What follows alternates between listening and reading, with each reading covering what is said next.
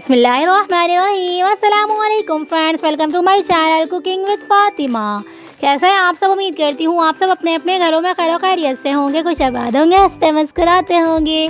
तो आज मैं आपके साथ शेयर करने जा रही हूँ स्नैक टाइम रेसिपी, जो कि आज मैं आपको जो है वो आलू से बहुत ज़्यादा अमेजिंग सी रेसिपी बनाना सिखाऊंगी, जिससे आप जो है वो आलू के पेटीज़ भी कह सकते हैं, आलू के सैंडविच भी कह सकते हैं, जो दिल चाहे इसे आप कह सकते हैं। लेकिन ये आप जो है वो चाय टाइम में भी यूज़ कर सकते हैं, ऐड कर सकते हैं, चाय टाइम में भी ले सकते हैं, चाहें तो बच्चों को लंच बॉक्स में भी जो है वो ऐड करके दे सकते हैं। तो चलें जी रेसिपी स्टार्ट करते हैं। रेसिपी स्टार्ट करने से पहले मैं आपको बताती चलूँ, अगर आपने मेरा चैनल सब्सक्राइब नहीं किया तो प्लीज़ मेरे चैनल को सब्सक्राइब कर लीजिएगा और बेल आइकन के बटन को ज़रूर से प्रेस करिएगा, ताकि मेरी हर न्यू आने वाली वीडियो आप तक आसानी के साथ पहुंचती रहे। और अगर आपको ये वीडियो अच्छी लगे तो प्लीज़ रेसिपी को लाइक शेयर कमेंट के साथ फ्रेंड्स और फैमिली मेम्बर्स में इस रेसिपी को ज़रूर से शेयर करिएगा। तो चलें जी रेसिपी स्टार्ट करते हैं। बिस्मिल्लाहिर्रहमानिर्रहीम।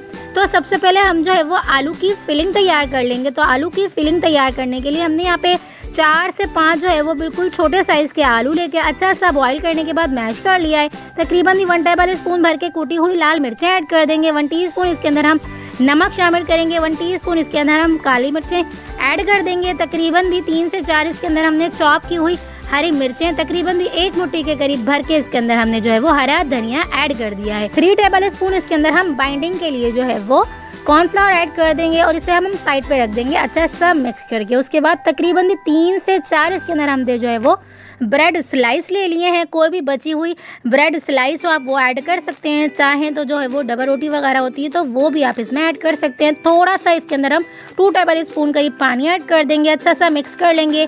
यानी कि ब्रेड को हम अच्छा सा जो है वो पानी में मिक्स करके बिल्कुल जो है वो लिक्विड सा कर देंगे, ज़्यादा लिक्विड नहीं, थोड़ा सा थिक सा रखेंगे। उसके बाद जब इसका इस तरह से बैटर बन जाएगा तो इस बैटर को हम जो है वो आलू के अंदर अच्छे से मिक्स कर देंगे, अच्छे से बाइंड कर लेंगे। तो ये देख सकते हैं आप मसाला हमारा रेडी हो चुका है, यानी कि आलू का बैटर हमारा रेडी हो चुका है। तब हम जो है वो इस बैटर को किसी भी कटिंग बोर्ड के ऊपर इस तरह से रख देंगे। कटिंग बोर्ड को हम जो है वो तेल से अच्छा सा ग्रीस करेंगे। उसके बाद जब हम बैटर ऐड करेंगे तो बैटर को भी अच्छा सा हाथ से तेल से ग्रीस करने के बाद जो है वो इस तरह से टैप टैप करेंगे। याद रखिएगा बैटर को कटिंग बोर्ड के ऊपर इस तरह से रखने से पहले कटिंग बोर्ड को भी और हाथ को भी जो है वो अच्छी तरह से तेल से ग्रीस कर लेना है। इस तरह से बैटर जो है वो कटिंग बोर्ड पे भी चिपकेगा नहीं और हाथों के ऊपर भी जो है वो चिपकेगा नहीं। तो देख सकते हैं आप, हमने बैटर को इस तरह से लंबाई से जो है वो फैला लेना है, अच्छा सा शेप दे लेना है। तकरीबन भी 2 उंगल के करीब जो मोटी लेयर होती है उतनी लेयर हमने जो है वो इसकी थिकनेस रखनी है। देख सकते हैं आप किस तरह से मैं टैप टैप करके जो है वो बिल्कुल नरम तरीके से लंबाई से इसे अच्छे से जो है वो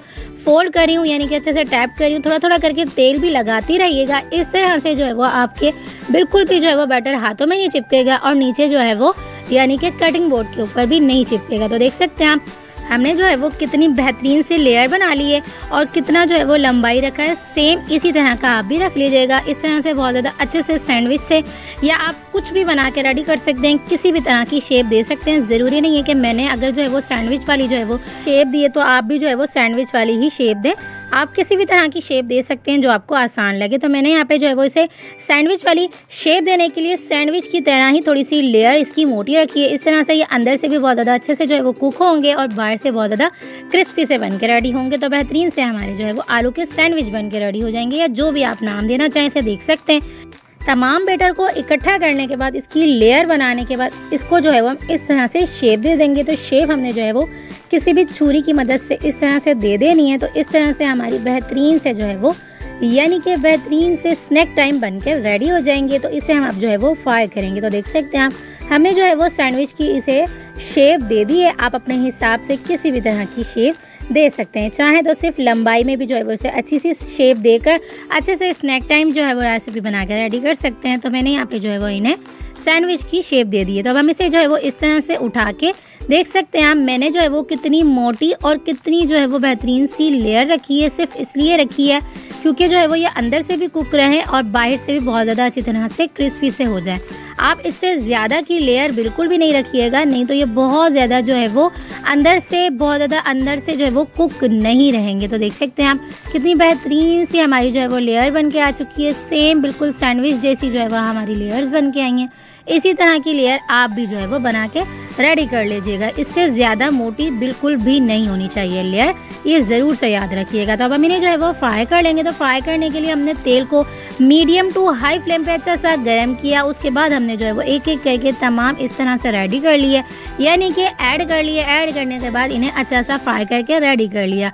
तो एक तरफ से तकरीबन भी 2 से 3 मिनट तक इसे हमने फुल फ्लेम पे अच्छा सा कुक किया। इस तरह से ये बाहर से भी अच्छे से जो है वो क्रिस्पी से हो जाएंगे, अंदर से भी बहुत ज़्यादा अच्छी तरह से कुकड हो जाएंगे। यानी कि आलू वैसे ही अच्छे से जो है वो कुकड हो चुके हैं, लेकिन अंदर से जब हमने तमाम मसाला ऐड किया है, यानी कि कॉर्नफ्लावर वगैरह ऐड किया है, ब्रेड वगैरह ऐड किए, वो तमाम भी अच्छे से अंदर से कुक हो जाएगी। तो इसलिए हम इसे तकरीबन भी 2 मिनट तक फुल फ्लेम पे बाहर से अच्छा सा कुक करने के बाद अंदर से भी ध्यान रखेंगे 2 मिनट तक दोबारा से इसे हम अच्छा सा कुक करेंगे। यानी कि दूसरी तरफ से इस तरह से बाहर से भी बहुत ज़्यादा अच्छे से क्रिस्पी से बन के रेडी होंगे और अंदर से भी बहुत ज़्यादा अच्छे से कुकड हो जाएंगे। एक बेज हमारा रेडी हो चुका है, तो अब हम जो है वो दूसरा बेज बना के रेडी कर लेंगे। तो याद रखिएगा इसे हम जो है वो डीप फ्राई बिल्कुल भी नहीं करेंगे, इसलिए क्योंकि इसके अंदर आलू ऐड किया हुआ है। आलू जब जो है वो डीप फ्राई किया जाता है तो उस तरह से आलू का जो है वो टूटने का, बिखरने का तेल में खदशा होता है। तो इसलिए हम इसे जो है वो बिल्कुल लाइट सा शैलो सा फ्राई करेंगे। इस तरह से फ्राई पैन में ऐड करके पकाने से इस तरह से जो है वो बहुत ज़्यादा अच्छे से,